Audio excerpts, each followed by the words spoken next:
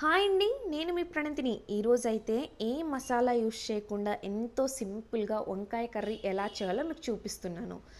Bowl తీసుకొని అందులో water అయితే వేసుకొని తగినంత సాల్ట్ని అయితే యాడ్ చేసి చిన్న చిన్న ముక్కలుగా వంకాయలను అయితే కట్ చేసుకొని అందులో వేసుకొని సపరేట్గా పెట్టుకోవాలి. స్టవ్ వెలిగించి ప్యాన్ పెట్టుకొని సరిపడా ఆయిల్ వేసుకొని ఆవాలు, జీలకర్ర, ఆనియన్స్, కరివేపాకుని వేసుకొని అన్నిటినీ గోల్డెన్ కలర్ వచ్చేంత వరకు బాగా వేయించుకోవాలి.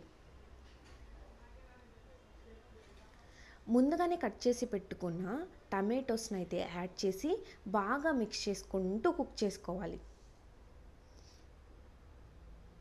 ఎల్లిపాయలను అయితే యాడ్ చేసి బాగా మిక్స్ చేసుకోవాలి. ఎల్లిపాయలు వేయడం వల్ల కర్రీకి అనేది చాలా టేస్ట్ అనేది వస్తుంది, ఎందుకంటే మనం ఏ మసాలా యూజ్ చేయట్లేదు కాబట్టి. మూత పెట్టుకొని 2 మినిట్స్ వరకు బాగా కుక్ చేసుకోవాలి. మూత తీసిన తర్వాత చిటికెడు పసుపునైతే వేసుకొని బాగా దగ్గరగా మగ్గనించుకోవాలి.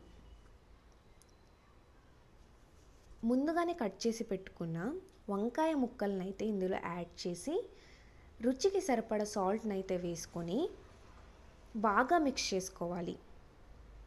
కొత్తిమీర కూడా ఇందులో యాడ్ చేసి బాగా మిక్స్ చేసుకోవాలి. తగినంత వాటర్ వేసుకొని మూత పెట్టుకొని 10 మినిట్స్ వరకు లో ఫ్లేమ్లో కుక్ చేసుకోవాలి. మూత తీసిన తర్వాత రుచికి సరిపడా కారాన్ని అయితే యాడ్ చేసుకొని బాగా మిక్స్ చేసుకోవాలి. మూత పెట్టుకొని 5 మినిట్స్ వరకు లో ఫ్లేమ్లో కుక్ చేసుకోవాలి. మూత తీసిన తర్వాత మిక్స్ చేసుకుంటూ కుక్ చేసుకోవాలి. వాటర్ అంతా సపరేట్ అయ్యి ఆయిల్ ఒక్కటే మనకి కనపడాలి. సో అప్పుడు వరకు మనం మిక్స్ చేసుకుంటూ కుక్ చేసుకోవాలి.